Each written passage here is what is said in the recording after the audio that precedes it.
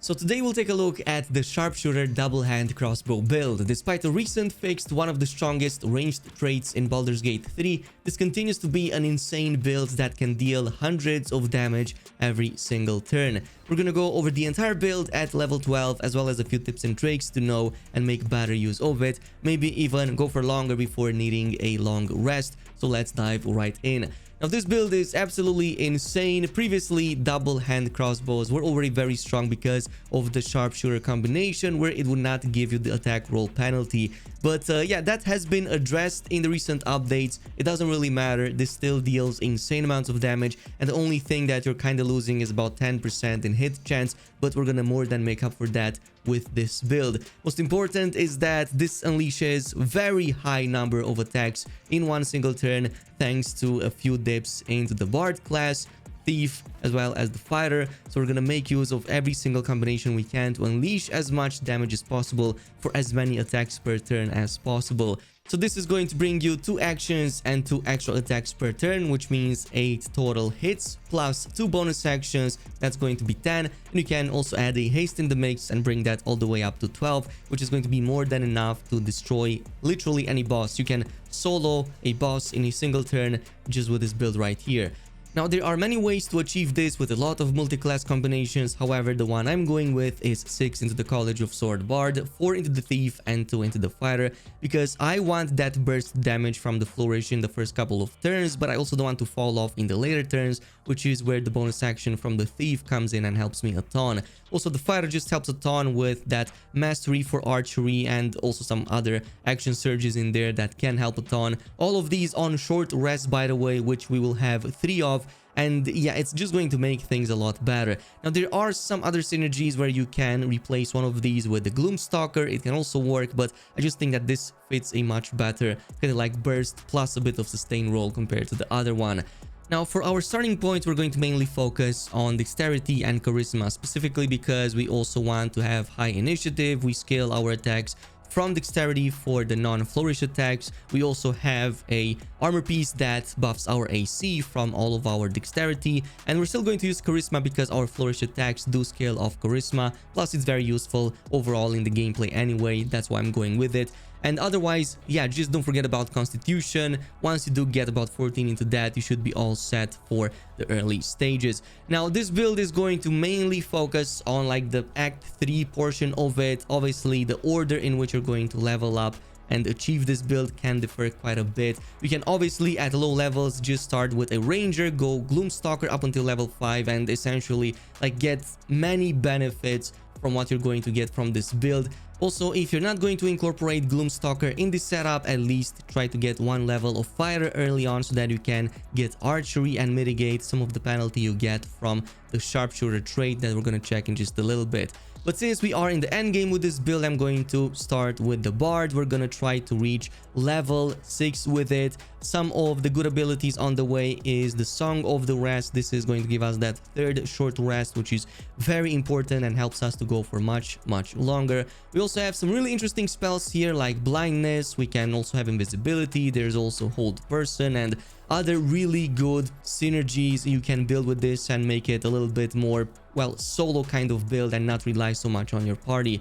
But once we reach level 3, our subclass of choice is going to be obviously College of Swords. Reason being is because of the Flourish attack, and one of them is this ranged ability here that lets us target the same target 2 times instead of just 1, or 2 targets at the same time but once. Essentially, this means you can attack 2 times per action, which is going to be insane, and it's going to apply to the actual attack too. We also have access to some additional fighting styles like the 2-weapon fighting, which is going to make it possible for us to react a little bit when enemies get close in range and you don't want to have high miss chance. You can just use the very powerful swords and knives that we're going to incorporate with this build too.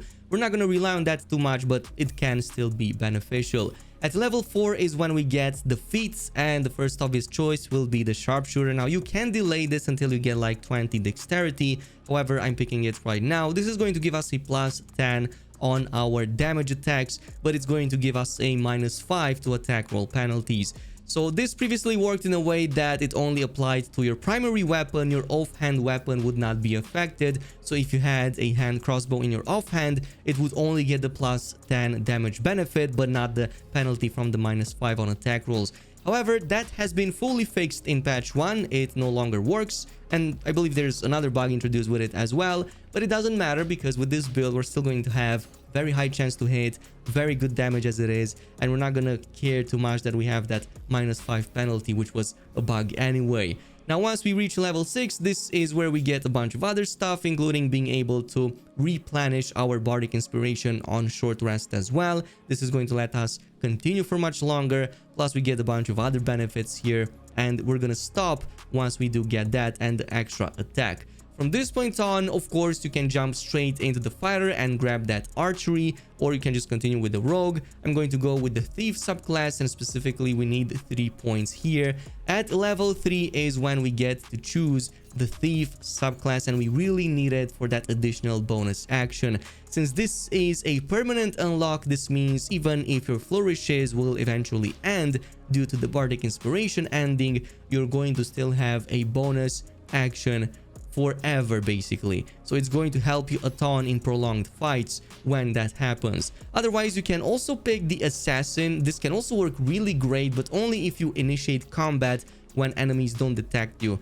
You can totally experiment with this and the Gloomstalker, for example. However, keep in mind that this would benefit most if you could just clear out everybody on the first turn, since then is when you have the advantage against enemies that did not have a turn just yet. But the final couple of points, we're gonna add them to the fighter. This is also when you can pick archery, and it's also when we get the action surge at level 2 of fighter. Now this is going to require you to be quite late into the game. You have to be level 12 for this to work in this matter. Early on, as I've said, you will probably start with the ranger and then respec at around level 8 and go with this route, and on the way implement the fighter 1 level so that you can get that archery. So this already achieves about 95% of the things that we want. This version of the build will be slightly more reliant on your party, because you will also want to add a blast in the mix so that you can also benefit from the better attack roll and not miss as much. You're going to constantly have an 85 to 95% hit chance against most of the things. Now, for the items, you can achieve most of the damage by just going with some proper hand crossbows, some of which you can find as early as Act 1, like the Firestroker that you get from Grimforge. It's on the other side of the movable bridge. At some point, there's going to be this openable area, and you're going to find it inside of an ornate chest. It's already great. It comes with some bonus piercing damage.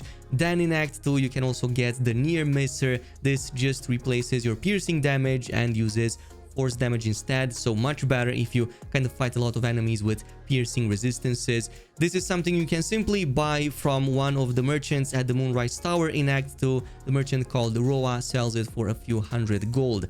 Eventually, you're going to replace one of these for the Hellfire Hand crossbow in Act 2. Once you reach the Temple of Shar, you're going to fight with this kind of like invisible ogre called Yurgir towards the end of it, so you're going to get that from him. But this gives you a 1d6 plus 6 piercing damage, and it has a chance to also cause a burning effect once you hit a target, and it seems to not apply only when you're hiding or invisible. I constantly see it popping off no matter what, like literally in pure fights without ever having to hide or go invisible. It's almost always triggering for some reason, so not sure if bugged or not, but I'm going to take that bonus damage. But besides these, we have a few other items that further augment this build, like the Mask of the Soul Perception, which you get on the second floor of the Devil's Fee. This is going to give us a +2 bonus to attack rolls, so it's going to further mitigate that penalty from having the Sharpshooter activated. And between this and archery, we are at +4, so basically we almost completely mitigated that debuff over there. Also, the Shadeslayer Cloak is a really good one if you want to just reduce the number you need to roll for a critical hit. This only works when you're hiding, but you can totally still hide because you do have quite a lot of actions in every turn. So it's something that you can buy from the Thieves Guild NPC in Act 3. You can further couple this with the Knife of the Undermountain King from Act 2. The wielder scores a critical hit when rolling a 19. Plus, if you roll a 2, you can re-roll and go with a higher number. This can help a ton. You basically have much better chances at doing critical hits, and they will pop off quite often. Plus you have advantage on attack rolls against lightly or heavily obscured targets, and usually you're going to have one of those in every single fight. You get this from the Gith merchant in the Githyanki Crash in Act 2, or you can just loot it from her body. Either of these can work just fine.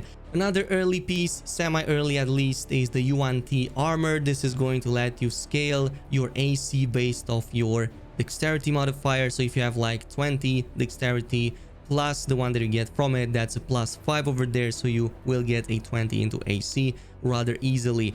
You get this, by the way, from the Quartermaster at the Last Light Inn, also in Act 2. Oh, and by the way, this also adds a +1 to your initiative roll, so it's literally the best armor piece you can get with this build if you want to go first, or at least be one of the first to go always in every fight. I also added this pair of Helldusk, well, gauntlets. This is going to give me the highest roll for extra fire damage on every single weapon hit. Now, there is a variant that kinda slightly differs to this from Act 2, I believe, some kind of Gloom gauntlets. However, that only provides a 1 to 4 extra damage. Still good until you get this from the House of Hope in Act 3.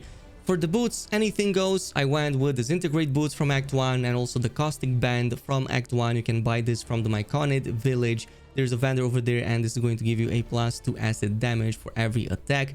And you also get this other ring that we used on our monk build, the Strange Conduit ring. You will have to concentrate on a spell. You can pretty much use any spell to concentrate, and you're going to get an extra 1 to 4 psychic damage. Maybe when you hold a person, or maybe when you use some kind of buff or other debuff against targets, it's going to almost always be available for you. This is also from Act 2 inside of a chest in the Inquisitor room, also at the Gith Crash.